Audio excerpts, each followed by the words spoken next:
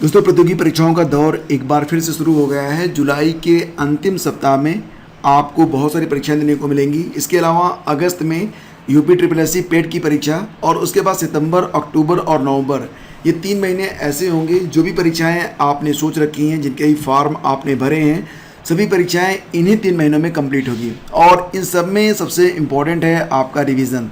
अगर आप रिवीजन नहीं कर पाते हो तो यकीन मानो जो भी मेहनत आपने की है वो एग्ज़ाम में व्यर्थ जा सकता है। तो ऐसे छोटे छोटे जो वीडियोज़ होंगे जो कि आपके सामने हैं, ये आपकी बहुत अधिक हेल्प कर सकते हैं प्रतियोगी परीक्षाओं में, क्योंकि इसमें हम कुछ ऐसे प्रश्नों को लेकर आते हैं जो कि वेरी इंपॉर्टेंट होते हैं और एग्ज़ाम में सीधे सीधे पूछे भी जा सकते हैं। तो रिवीजन का एक शानदार वीडियो आपके सामने है और देखिए इसमें से कितने प्रश्न आप हल कर पाते हैं। पहला क्वेश्चन क्या है?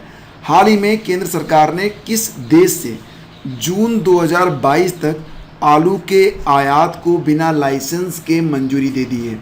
तो दोस्तों ये देश है भूटान, ऑप्शन सी। ठीक है, तो आपको ये बता दें कि अभी तक तो मंजूरी ये मिली थी कि 31 दिसंबर 2021 तक बिना लाइसेंस के आलू आयात किया जा सकेगा भूटान से, लेकिन अब इसे बढ़ाकर जून 2022 तक कर दिया गया है। और ये भी याद रखना कि फाइनेंशियल ईयर 2020-21 में भारत ने कुल 24.17 लाख रुपए के आलू का आयात किया है। ठीक है, चलो देखते हैं अगला क्वेश्चन क्या है। बहुत अधिक डिटेल में हम लोग नहीं जाएंगे, सिर्फ उद्देश्य यही है कि आपका रिवीजन अच्छे से हो जाए। तो अगला क्वेश्चन क्या है? हाल ही में दक्षिण अफ्रीका के किस पूर्व राष्ट्रपति को अदालत की अवमानना के लिए 15 माह जेल की सज़ा सुनाई गई है? तो 15 माह की जेल की सज़ा सुनाई गई है किसको? तो फ्रेंड्स ये हैं जैकब जुमा, ऑप्शन बी आपका बिल्कुल करेक्ट है। और ये जो भ्रष्टाचार जिसके लिए उन्हें सज़ा सुनाई गई है, इसका संबंध भारत से भी है। भारत में सहारनपुर में के रहने वाले कोई गुप्ता ब्रदर्स हैं, उनके साथ मिलकर इन पर जो है 5 करोड़ रैंड, देखो जो रैंड है ना, ये वहाँ की मुद्रा है दक्षिण अफ्रीका की, जिसका अगर हम हिंदी में कन्वर्जन करें तो लगभग मतलब इंडियन रुपीज़ में ये लगभग 26 करोड़ रुपये बनता है। और ये जो 26 करोड़ रुपये है, ये भ्रष्टाचार का जो आरोप है वो लगा है जैकब जुमा पर। और इसकी जो जांच कर रहे थे उप मुख्य न्यायाधीश रेमंड जोडो, तो उनकी अदालत में जैकब जुमा जो थे वो हाजिर नहीं हुए। परिणाम स्वरूप उनको 15 साल की जेल की सज़ा सुनाई गई है। ठीक है, और ये भी आप याद रखना कि जैकब जुमा जो थे ये 2009 से लेकर 2018 तक दक्षिण अफ्रीका के राष्ट्रपति भी रहे हैं। और हाल ही में किस अंतरिक्ष एजेंसी ने दुनिया के पहले शारीरिक रूप से अक्षम अंतरिक्ष यात्री को अंतरिक्ष में भेजने की घोषणा की है? तो ये क्वेश्चन भी बहुत ही ज़बरदस्त है। किस अंतरिक्ष एजेंसी ने दुनिया के पहले शारीरिक रूप से अक्षम, यानी कि जिसको आप कहते हैं फिजिकली हैंडीकैप, जो अंतरिक्ष यात्री होगा उसको भेजा जाएगा कहाँ पर? अंतरिक्ष में। तो यहाँ पर 4 ऑप्शन है। सबसे पहले आपको ये बता दें, नासा के बारे में हम जानते हैं। नासा जो है ये अमेरिका की स्पेस एजेंसी है। जाक्सा जो है ये जापान की स्पेस एजेंसी है। यूरोपियन स्पेस एजेंसी आप देख रहे हैं। इसके बाद है रॉस्कोमोस, यानी कि रसिया की अंतरिक्ष एजेंसी। तो यहाँ पर जो सही उत्तर होगा वो क्या होगा? ऑप्शन सी है, यूरोपियन स्पेस एजेंसी। ठीक है, तो यूरोपियन स्पेस एजेंसी इसको कहते हैं ESA। तो ESA के जो हेड हैं उनका नाम क्या है? जोजेफ एक्सोचर। क्या नाम है पता नहीं, आप पढ़ सकते हो जो भी पढ़ना है। द यूरोपियन स्पेस एजेंसी यानी कि ESA शारीरिक रूप से दिव्यांग अंतरिक्ष यात्रियों को स्पेस भेजेगी।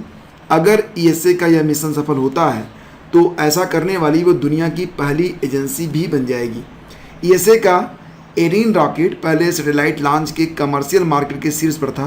पिछले कुछ सालों में ESA को जेफ बेजोस की ब्लू ओरिजिन और एलन मस्क की स्पेस एक्स ये कड़ी टक्कर दे रहे हैं। अमेजन के जेफ बेजोस अगले महीने अपने रॉकेट पर स्पेस जाने वाले पहले इंसान भी होंगे। आगे बढ़ते हैं। देखो क्वेश्चन नंबर 4 क्या है? हाल ही में किस देश ने 5वीं पीढ़ी की अत्याधुनिक मिसाइल प्रणाली सी ब्रेकर को लॉन्च किया है?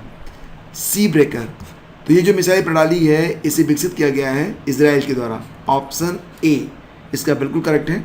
आपको बता दें कि ये जो मिसाइल प्रणाली होगी सी ब्रेकर, या 300 किलोमीटर की सीमा तक समुद्र और भूमि के लक्ष्यों को सटीक रूप से लक्षित कर सकती है, उसको टारगेट कर सकती है। सी ब्रेकर को नौसैनिक प्लेटफार्मों से आकार में भिन्न और तेज़ी से हमला करने वाली मिसाइल नौकाओं से लेकर कारवेट और फ्रिगेट तक से लॉन्च किया जा सकेगा। इजराइल के प्रधानमंत्री कौन हैं? अभी हाल ही में बने हैं नफ्ताली बेनेट, और राजधानी है यरूशलेम, मुद्रा है वहाँ की इजरायली शेकल। सुकून नामक हेल्पलाइन की शुरुआत किस राज्य में की गई है? सुकून। तो फ्रेंड्स ये जो हेल्पलाइन है इसकी शुरुआत हुई है जम्मू और कश्मीर में। ऑप्शन सी इसका बिल्कुल करेक्ट है। आपको बता दें कि ये जो हेल्पलाइन है इसका नंबर क्या है? 1800-180-7151। और उपराज्यपाल कौन है जम्मू कश्मीर के? ये हैं मनोज सिन्हा जी। और ये जो नंबर होगा सुकून नामक, यह एक मानसिक स्वास्थ्य हेल्पलाइन की शुरुआत है और ये उन लोगों के लिए सहायक होगा जो मानसिक अवसाद की स्थिति से गुजर रहे हैं, जो बिल्कुल निराश हो चुके हैं जीवन में, जिनका कोई उद्देश्य नहीं बना है, उनको जो है इस हेल्पलाइन नंबर से काफ़ी मदद मिलेगी। देखिए अगला क्वेश्चन क्या है? हाल ही में किस डॉक्यूमेंट्री को टोरंटो अंतर्राष्ट्रीय महिला फिल्म महोत्सव 2021 में वृत्त चित्रखंड में सर्वश्रेष्ठ फिल्म का पुरस्कार दिया गया है? अब एक सवाल आप लोगों के मन में आ रहा होगा, उसको मैं अभी बता देता हूँ। UPSSC पेट में कब तक का करंट आएगा? तो दोस्तों ये परीक्षा जो है वो अभी प्रस्तावित है 20 अगस्त को। तो डेफिनेटली मैं आपको यही कहूँगा कि कम से कम आप पूरी जो जुलाई है उसको भी पढ़ लें और अगस्त का पहला सप्ताह जो है उसको भी आप कवर करें, ठीक है? बिल्कुल भी आपको रिस्क नहीं लेना है। तो देखो हाल ही में किस डॉक्यूमेंट्री को टोरंटो अंतर्राष्ट्रीय महिला फिल्म महोत्सव 2021 में वृत्त चित्रखंड में सर्वश्रेष्ठ फिल्म का पुरस्कार दिया गया है? तो ये जो फिल्म है इसका नाम है decoding Shankar. Option A decoding Shankar. प्रसिद्ध संगीतकार शंकर महादेवन के जीवन के बारे में फ्रीलांस फिल्म निर्माता दीप्ति पिल्ले सिवन की सबसे चर्चित डॉक्यूमेंट्री डिकोडिंग शंकर ने टोरंटो अंतर्राष्ट्रीय महिला फिल्म महोत्सव 2021 में वृत्त चित्रखंड में सर्वश्रेष्ठ फिल्म का पुरस्कार जीता है। ये क्वेश्चन भी एग्जाम में आ सकता है। अगला क्वेश्चन क्या है? हाल ही में किस संस्कृत दैनिक के संपादक KV संपत कुमार का निधन हो गया है? अच्छा, आप जानते हो कि पूरी दुनिया में सिर्फ एक ही दैनिक है जो संस्कृत में प्रकाशित होता है और वो जो दैनिक है उसका नाम क्या है? उसका नाम है सुधर्मा। याद रखना, ये बहुत इंपॉर्टेंट क्वेश्चन है क्योंकि पूरी दुनिया में एकमात्र सुधर्मा ही ऐसा दैनिक है जो कि संस्कृत में, पूरी तरह से संस्कृत में यह प्रकाशित होता है। इसकी शुरुआत हुई थी 1970 से, ठीक है? फिलहाल इसके जो संपादक थे KV संपत कुमार जी, उनका अभी हाल ही में निधन हो गया है। और आपको ये भी बता दें, सुधर्मा का मतलब जो दुनिया का एकमात्र संस्कृत दैनिक है, इसका प्रकाशन और मुद्रण मैसूर से होता है और इसकी स्थापना किसके द्वारा की गई थी? ये जो अभी KV संपत कुमार जी जो मतलब जिनकी डेथ हुई है, उनके पिता पंडित वरदा राजा आयंगर ने की थी वर्ष 1970 में, ठीक है? अगला क्वेश्चन, राष्ट्रीय डाक कर्मचारी दिवस कब मनाया गया? तो फ्रेंड्स अगर यहाँ पर मैं आपको बताऊँ कि 1 जुलाई को, तो आपके मन में आ रहा होगा कि 1 जुलाई को कितने दिवस होते हैं? देखो फ्रेंड्स, मुझे लगता है कि पूरे साल में 1 जुलाई को जितने दिवस होते हैं उतने दिवस तो शायद ही किसी अन्य मतलब तारीख को मनाए जाते हों। फिलहाल मैं आपको यहाँ पर एक बार बता दूँ कि कौन कौन से दिवस होते हैं। देखो जो 1 जुलाई है ना, सबसे पहले तो मैं ये बता दूँ कि ये हो गया आपका राष्ट्रीय डाक कर्मचारी दिवस। ये वाला दिवस भी 1 जुलाई को होता है। इसके अलावा एक और होता है नेशनल डॉक्टर्स डे, ये आपको याद होगा, मैंने बताया था आपको, नेशनल डॉक्टर्स डे। दूसरा हो गया, एक होता है आर्किटेक्चर डे, ये भी मनाया जाता है। SBI और कैनरा बैंक दोनों का स्थापना दिवस भी होता है 1 जुलाई को ही। इसके अलावा नेशनल चार्टर्ड अकाउंटेंट्स डे भी इसी दिन होता है, नेशनल चार्टर्ड अकाउंटेंट्स डे। तो काफ़ी सारे डेज हो गए हैं जो कि आपको याद रखने होंगे, जो कि 1 जुलाई को मनाए जाते हैं, ठीक है? तो चलो आगे बढ़ते हैं। आपको बता दें कि राष्ट्रीय डाक कर्मचारी दिवस होता है 1 जुलाई को। और आपको ये भी बता दें कि समाज में डाक कर्मियों द्वारा की जाने वाली सेवा के सम्मान में हर साल 1 जुलाई को विश्व स्तर पर राष्ट्रीय डाक कर्मचारी दिवस मनाया जाता है।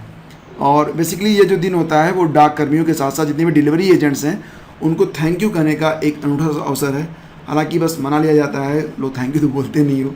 और देखो इसकी शुरुआत हुई थी 1997 में अमेरिका के सिएटल के एक लोकप्रिय डाक सेवा प्रदाता द्वारा सह डाक कर्मचारियों को उनके समर्पण के लिए अभिनंदन और सम्मानित करने के लिए।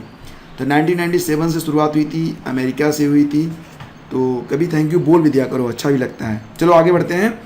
क्वेश्चन नंबर 9 देखो, आंगनवाड़ी बच्चों को यूनिफॉर्म देने वाला पहला राज्य कौन बना है? तो काफ़ी अच्छी ड्रेस होगी ये, और ये पहला राज्य बन गया है गुजरात। ऑप्शन बी, ठीक है?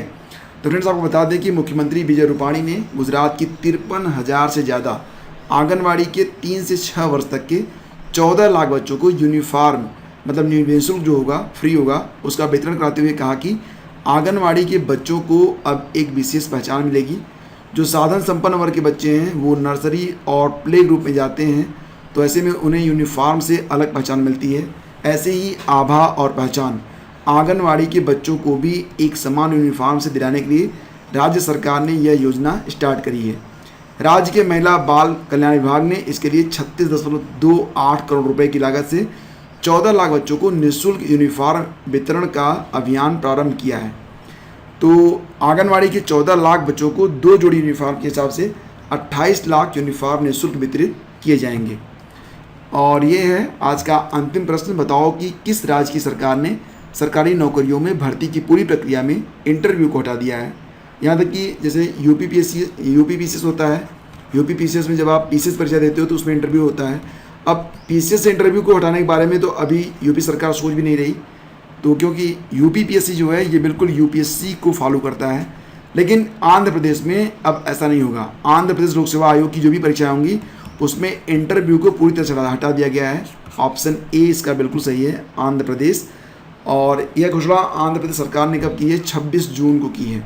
ठीक है, तो ये बहुत ही शानदार अवसर है जितने भी आंध्र प्रदेश के अभ्यर्थी हैं उनके लिए। और दोस्तों अब एक प्रश्न आपके लिए है, बताओ कि ग्लोबल साइबर सिक्योरिटी इंडेक्स 2021 में भारत की रैंक क्या है? ग्लोबल साइबर सिक्योरिटी इंडेक्स 2021 में भारत की रैंक क्या है? ये हैं आपके ऑप्शन। अगर वीडियो आपने पूरा देखा है, आपको पसंद आ रहा है तो इसे लाइक कर देना, अपने दोस्तों के बीच इसे शेयर कर देना। और हाँ, ये जो क्वेश्चन आपके सामने है इसका आंसर आप ज़रूर लिखना। Thank you so much, have a great day, जय हिंद।